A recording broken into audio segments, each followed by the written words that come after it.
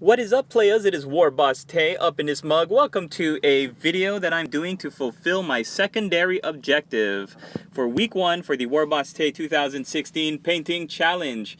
You might have seen that the projects I'm working on, they're not for me, so I didn't realize when I was writing this secondary objective for week 1 that I really wanted to make it for collectors who are building or starting an army or building what they already have, and it's not really geared for commission painting such as myself, because all of these models that I'm painting are going to go to a client, which means that they're not my stories to tell. I don't want to give them the weight of a backstory or fluff or fiction when they're going off to somewhere else, and it's just not something that I thought would be good for the purposes of my challenge. But having said that, what I do want to do is talk about the fluff that I'm writing for my lore master level challenge, what used to be called the extreme fluff challenge.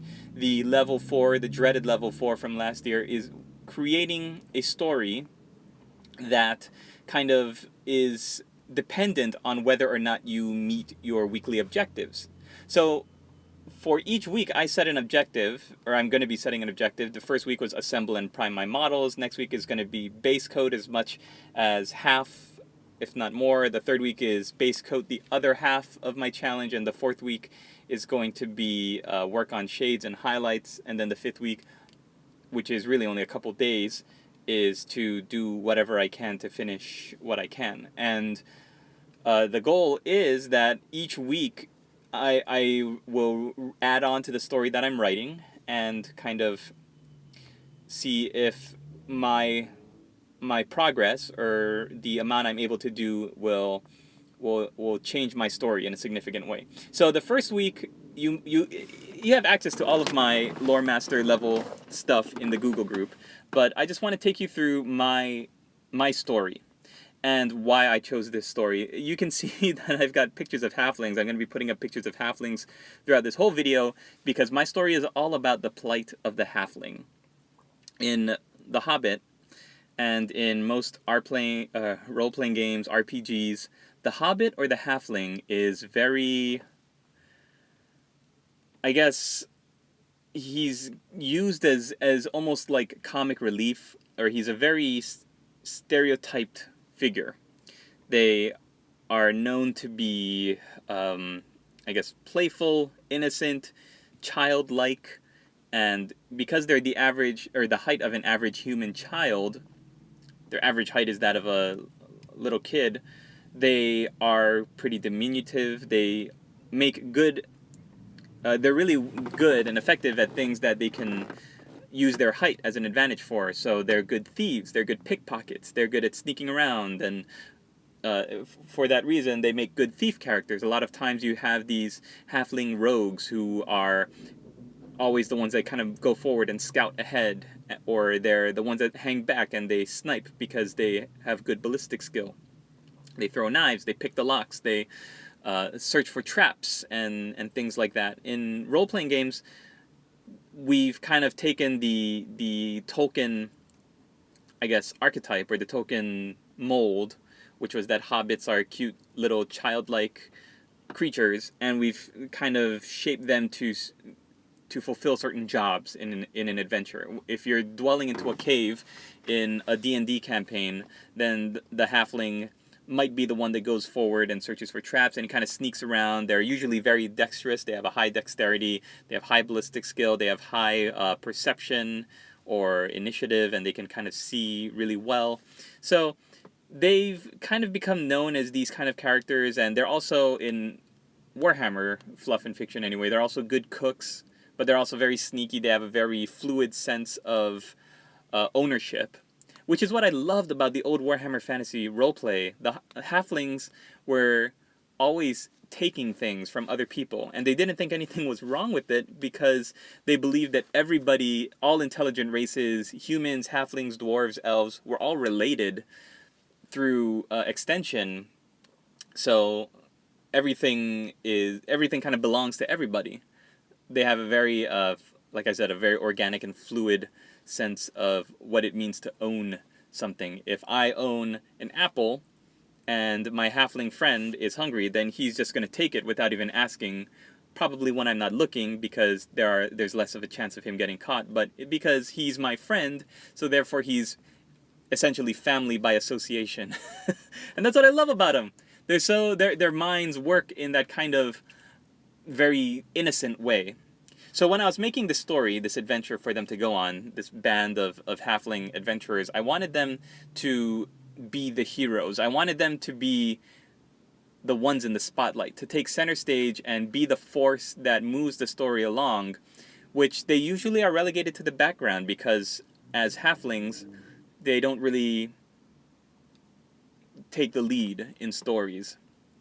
And if they do, Lord of the Rings, most prominently, or the Hobbit movies, they are either an observer that kind of gets carried along by the weight of everybody else's decisions, or they are the ones that kind of set things in motion, but then they kind of take a back seat and they just kind of get by, or they kind of make it like to Mount Doom on luck and the help of others.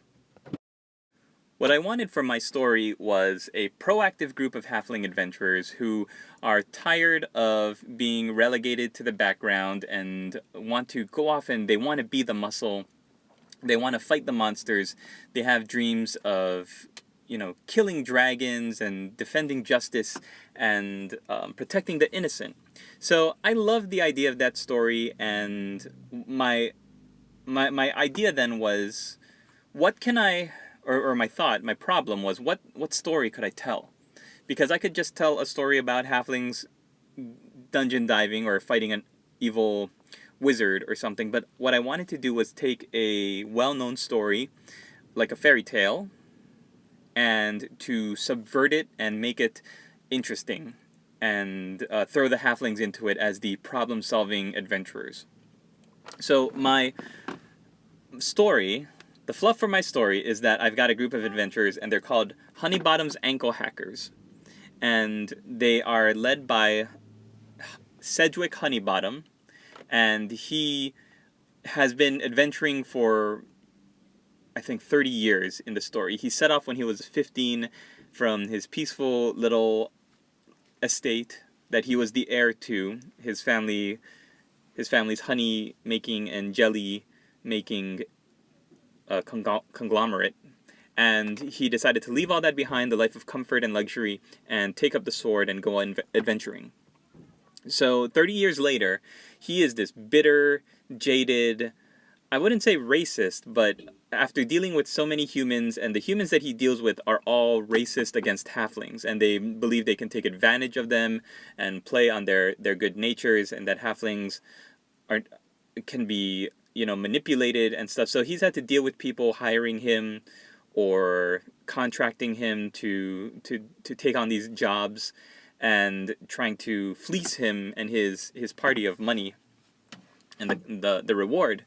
So by now he's a very bitter guy, and he's at that point in his adventuring career where he's not sure how much longer he can wield the sword and how much more he can do.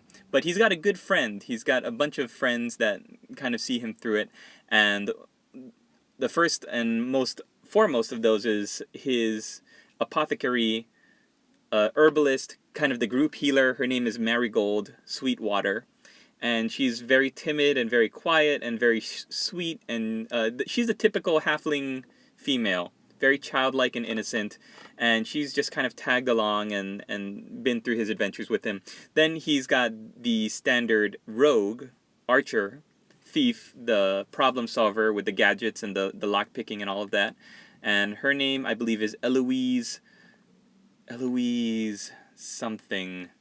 I gave them all, as you can tell, I gave them all standard halfling names. There's a Yardleydale Pepperroot, and there's the bard of the group, Biggins Bongwater, who features most prominently in the introduction that I made. But basically what they're going to do is they're going to go on an adventure, and they're going to try to save a town from a group of bandits. But the thing that makes this story different is that the bandits are...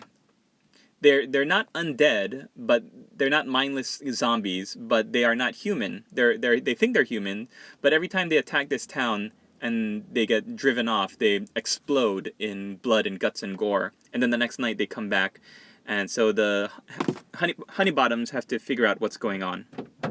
And the next week they kind of investigate. They talk to the townspeople. They track down what they think is their best lead, and they kind of go off and do their own investigations, which is why I kind of leave every week separate so that I can make them succeed or fail on their own. And whether or not I succeed or fail, it kind of gives them the creative, I guess, direction for their stories to take. So we'll see how it goes. I'm really enjoying writing it. I love creative writing, and I love the idea of halflings kind of fighting against the stereotype. And I hope you guys enjoy it too, because no matter what happens, I'm gonna put the finished product, the finished document up on the Google group. So we'll see how it goes, and I hope you guys enjoy reading it. It's a blast for me to write, and I really am enjoying doing it. So I hope you guys enjoy reading it as much as I enjoy coming up with all of this craziness. And I want to thank you for checking out this video, listening to the very end. You can hit the like button, leave a comment, do all that stuff. If you want to support my crazy studio, then we have a Patreon page for WarbossTae Studios. All of the links down below, and of course the main project, the WarbossTae 2016 Painting Challenge, is linked below to the Google group, as well as to my wargaming life, where we're posting all of our daily updates and everything we're doing. Thanks so much for listening, you guys. Hope you have a great day.